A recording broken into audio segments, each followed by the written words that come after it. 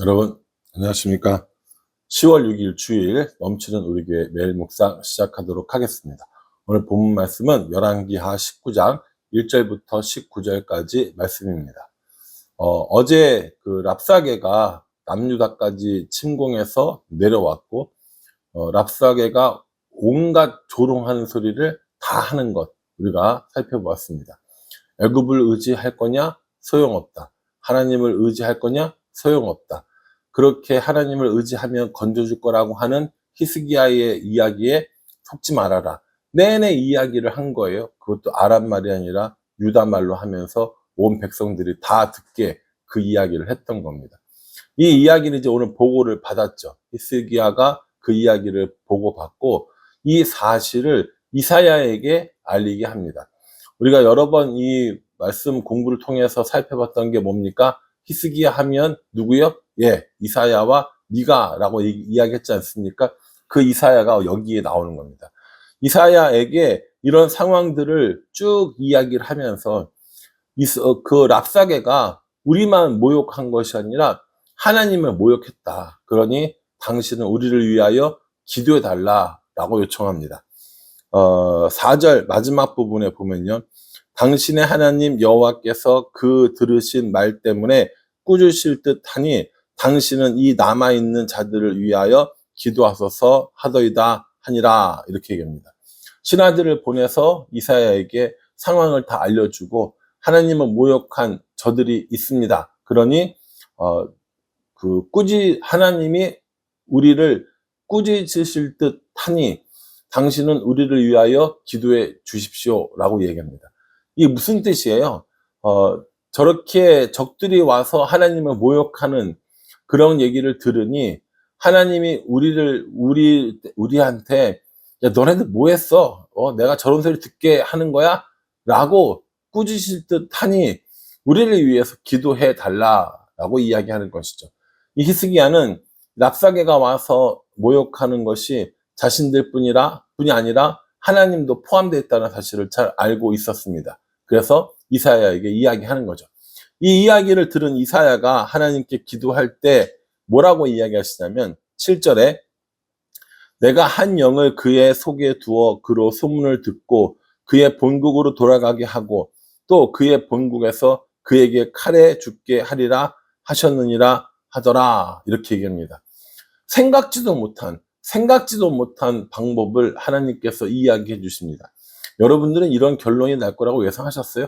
저는 사실은 전혀 생각도 못했습니다. 예를 들어서 지금까지 했던 것처럼 하나님께서 너희들과 함께 하니 너희들 가서 싸워라. 그럼 이길 것이다. 와, 이럴 수 있잖아요. 한 사람으로도 얼마든지 많은 적들을 이길 수 있는 하나님이시지 않습니까? 아니면 천군과 천사를 보내서 이 아수르의 군대를 싹 쓸어버릴 수도 있는데 하나님께서 그렇게 하지 않으시고요. 모욕한 랍사게와 그의 왕, 아수르 왕을 본국으로 다시 돌려보내겠다 하시는 거예요. 지금 싸움 한참 하고 있는 중이거든요. 싸움의 그런 균형도 절대적이죠. 아수르가 엄청 유리한 상황입니다. 그런데 다시 돌아갈 이유가 있습니까? 전혀 없죠. 다시 돌아갈 이유가 전혀 없음에도 불구하고 하나님께서 이사야에게 본국으로 돌아가게 될 것이다 라고 이야기를 합니다. 이런 일이 있는 동안에 싸움이 양상이 좀 바뀌게 됩니다. 어떻게 되냐면 지금 랍사게가 아수르 왕의 대리인으로 와서 이스라엘과 싸우고 있었잖아요. 남유다와 싸우고 있었단 말이에요. 그런데 그 사이에 아수르 왕이 직접 다른 전쟁에 참가를 하게 된 겁니다.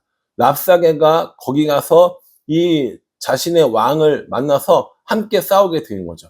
근데 랍사게가 얼마나 철두철미하냐면 이 상황이 생기니까 다시 편지를 써요. 편지를 써서 이스라엘 남유다에 보내면서 이렇게 이야기합니다. 너 하나님을 의지해봐야 소용없어. 그러니 항복해 라고 이야기를 하는 것이죠.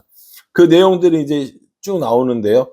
11절 아수르의 여러 왕이 여러 나라에 행한 바 진멸한 일을 내가 들었나니 내가 어찌 구원을 얻겠느냐 라고 얘기합니다.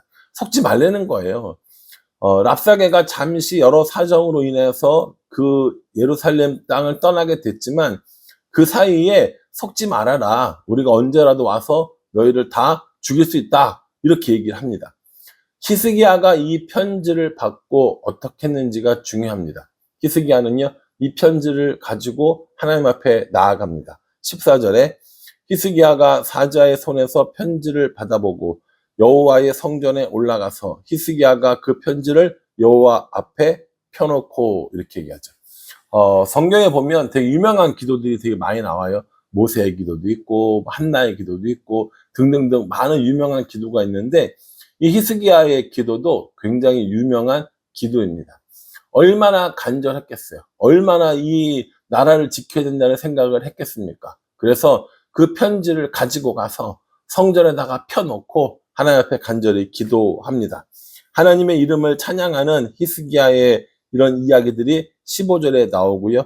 16절부터 이제 내용들을 이야기하는 거예요. 하나님 홀로 한 분이시고 천하 만국을 다 만드셨고, 그런데 랍사게와 아수르가 와가지고 지금 이렇게 우리를 조롱하고 우리를 멸망시키려고 하고 있는데 하나님 우리를 도와주십시오 라고 얘기하면서 뭐라고 얘기냐면 18절에 또 그들의 신들을 불에 던져 싸우니 이는 그들이 신이 아니요 사람의 손으로 만든 것 곧 나무와 돌뿐이므로 멸하였나이다 라고 이렇게 이야기합니다. 아수르 왕이 지금까지 되게 많은 민족과 땅을 정복하면서 그들의 신을 정복했다고 하는데, 그것들은 신이 아니고 나무고 돌뿐이지 않습니까? 그러나 하나님은 어떤 분이라는 거예요? 19절에요. 우리 하나님 여호와여, 원하건대 이제 우리를 그의 손에서 구원하옵소서. 그리하시면 천하 만국이 주 여호와가 홀로 하나님이신 줄 알리이다 하니라, 이렇게 얘기했어요. 지금까지 아수르가 점령해온 땅에 있었던 그 신들은 다 나무고 돌입니다. 그러나 하나님께서 우리를 이기게 해주셔서 이 아수르의 손에서 건져내게 해주시면, 사람들이 그제서야 정말 이스라엘을 섬기는 여호와 하나님만이 참 신이구나, 참 하나님이구나, 이걸 알게 될 것입니다 라고 이야기를 하는 것이죠. 우리는 여기서 그 히스기야의 신앙의 모습들을 알 수 있습니다. 먼저는요, 하나님께서 이스라엘을, 유다를 구원하실 것이라는 믿음이 있었죠. 그러니까 편지를 들고 기도하지 않았겠습니까? 여러분, 전쟁을 하려고 하면요, 이 상황이었다면 전쟁을 준비했었어야죠. 그렇죠? 뭐 군사를 모은다던가 무기를 만든다던가 뭐 이런 게 있었는데, 그런 행동 하나 없이 하나님께로 나아갔다라는 건 하나님께서 이 문제를 해결해 줄 수 있는 분이라는 것을 알고 있었다라는 겁니다. 뿐만 아니라 이 전쟁이 지금 단순히 땅 따먹기, 영토를 확장하기 위한 전쟁이 아니라 아수르의 신들과 하나님과의 싸움이라는 것도 알고 있었습니다. 물론 여기서 뭐 아수르가 섬기는 신이 진짜 신이고 이런 얘기가 아니라, 이건 단순히 땅을 따먹기 위한 그런 싸움이 아니라 하나님과 우상들의 싸움이라는 것을 히스기야가 알고 있었다라는 것이죠. 그래서 어떡합니까? 하나님께 구하는 거예요. 하나님께 엎드리는 겁니다. 하나님, 이 상황에서 하나님께서 우리를 구원해 주시고 하나님께서 우리에게 승리를 주신다면 저 이방의 신들이 다 거짓 신들이고 참신은 오직 여호와 하나님이라는 것을 알게 될 것입니다 라고 고백하고 있는 것이죠. 히스기야의 이런 기도를 통해서 이스라엘은 결국 구원받게 되고요. 랍사게와 그의 왕이 본국으로 돌아가서 죽게 될 것이다라고 얘기했던 이 이사야의 말씀도 그대로 임하는 것을 볼 수 있습니다. 우리가 앞으로 그 내용들을 좀 더 자세하게 살펴볼 거고요.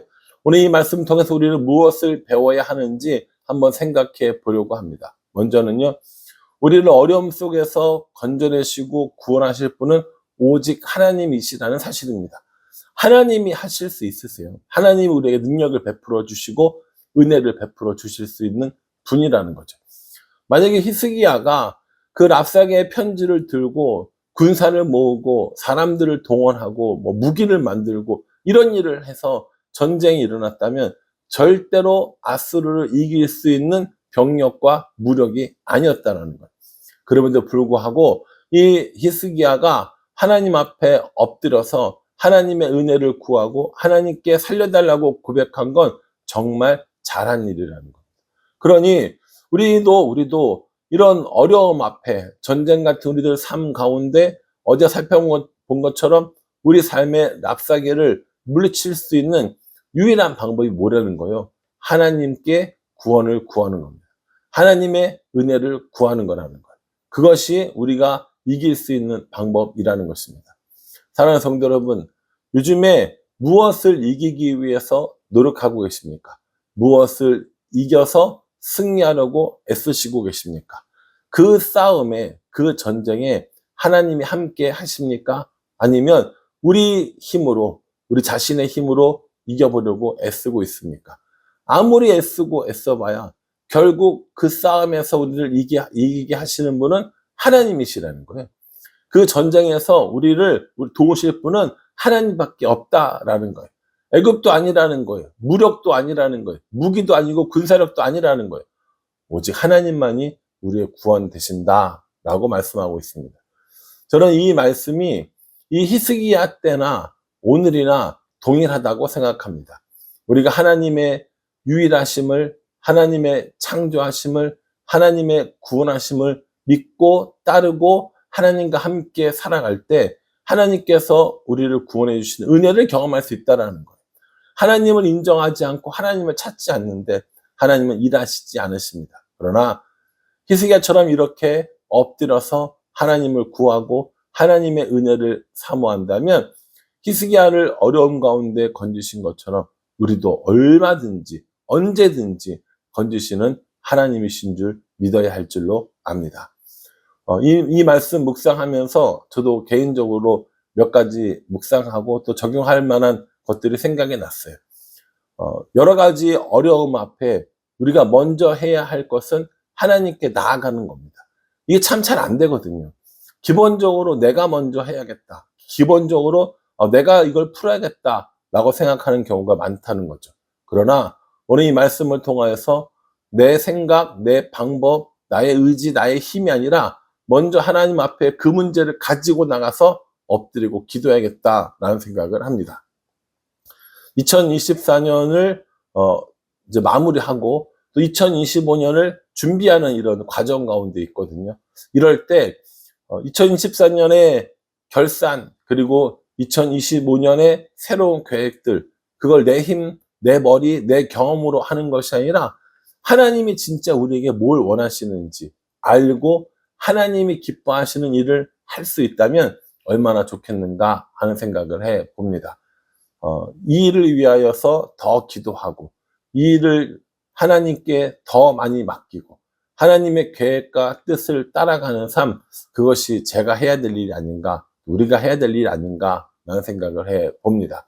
우리 이 말씀 묵상하시면서요, 히스기야가 자신의 문제를 하나님 앞에 가지고 나아갔듯이 우리도 우리들의 문제를 하나님 앞에 가지고 나가서 하나님의 뜻을 구하고 하나님의 방법을 찾고 하나님과 동행하는 우리 모두가 될 수 있기를 주님의 이름으로 축복합니다. 기도하겠습니다. 하나님, 문제를 들고 하나님 앞에 나아갔던 히스기야의 모습을 기억합니다. 저도 그리고 우리 성도들도 우리들의 문제를 우리가 해결하려고 하는 것이 아니라 하나님께 나아가서 하나님께 기도하고 은혜를 구할 수 있도록 은혜 베풀어 주시옵소서. 내 힘으로 하려고 하는 시도들을 내려놓고 하나님을 구하는 우리들의 삶이 될 수 있도록 하나님께서 도와주시옵소서. 예수님의 이름으로 기도합니다. 아멘. 예, 여러분 오늘 주일입니다. 오늘 이 말씀 묵상하시고요. 예배를 통하여서 하나님의 뜻과 계획들을 발견해 나가는 우리 모두가 되기를 간절한 마음으로 기도하겠습니다. 감사합니다.